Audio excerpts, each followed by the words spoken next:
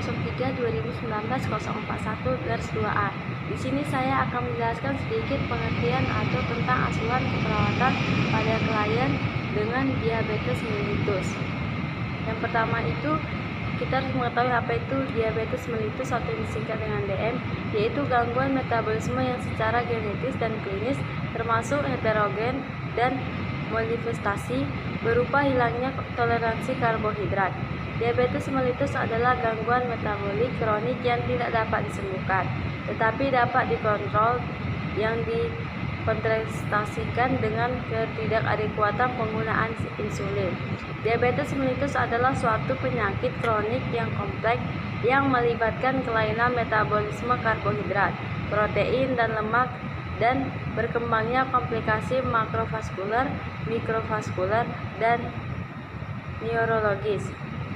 Kemudian yang selanjutnya, diabetes tipe 1 memiliki faktor.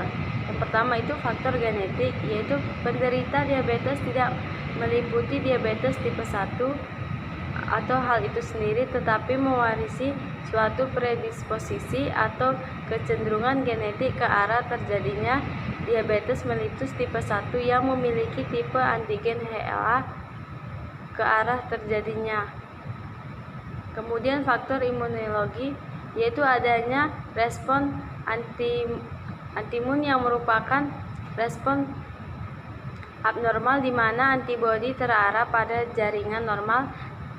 Itulah dengan cara bereaksi terhadap jaringan tersebut yang dengan seolah-olah sebagai jaringan lain. Yang kemudian selanjutnya faktor lingkungan, yaitu virus atau vaksin tertentu dapat memicu proses antiimun atau antibodi. Kemudian selanjutnya diabetes tipe 2, yaitu mekanisme yang terdapat yang menyebabkan resistensi insulin dan gangguan sekresi insulin pada diabetes.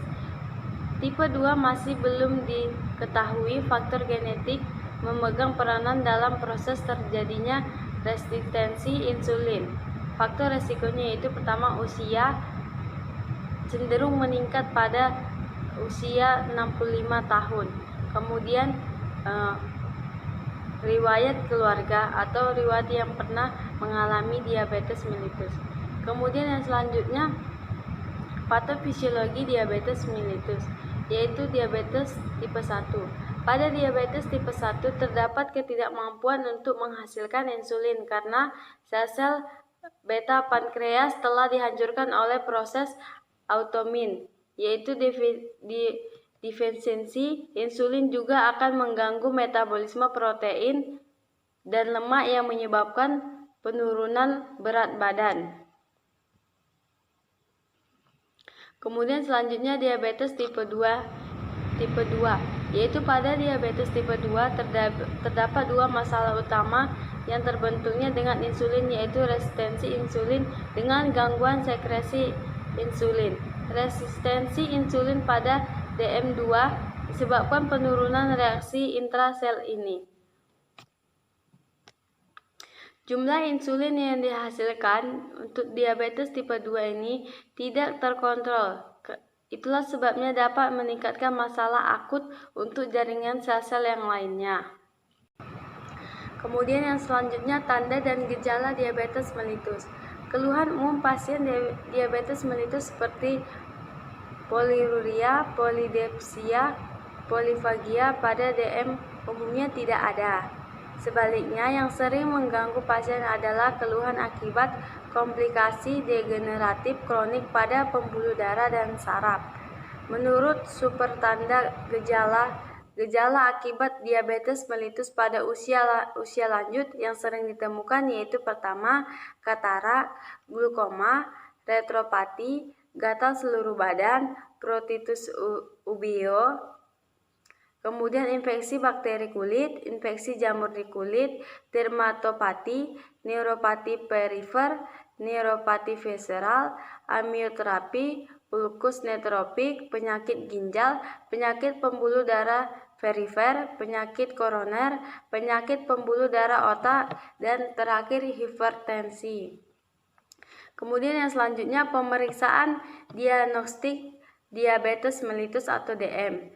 Yang pertama itu gula darah meningkat. Kriteria diagnostik WHO untuk DM atau diabetes mellitus pada dewasa yang tidak hamil yaitu pada sedikitnya 3 kali pemeriksaan. Yang pertama, pemeriksaan pertama yaitu glukosa plasma sewaktu atau random lebih dari 200 mg atau per dl. Kemudian yang selanjutnya glukosa plasma puasa atau nuster lebih dari 140 mg per dl. Kemudian selanjutnya glukosa plasma dari sampel yang diambil 2 jam kemudian. Sesudah mengkonsumsi 75 gram karbohidrat lebih dari 200 mg. Kemudian tes toleransi glukosa. Tes toleransi glukosa oral mengkonsumsi makanan tinggi karbohidrat 150-200 gram selama 3 hari. Nah, kemudian yang selanjutnya itu komplikasi diabetes mellitus. Diabetes yang tidak terkontrol dengan baik akan memicukan atau menyebabkan komplikasi akut dan kronis. Menurut Perkeni, komplikasi DM dapat dibagi menjadi 2 kategori, yaitu 1. Komplikasi akut, yaitu hipoglikemia atau kadar glukosa darah seorang di bawah nilai normal atau kurang dari 50.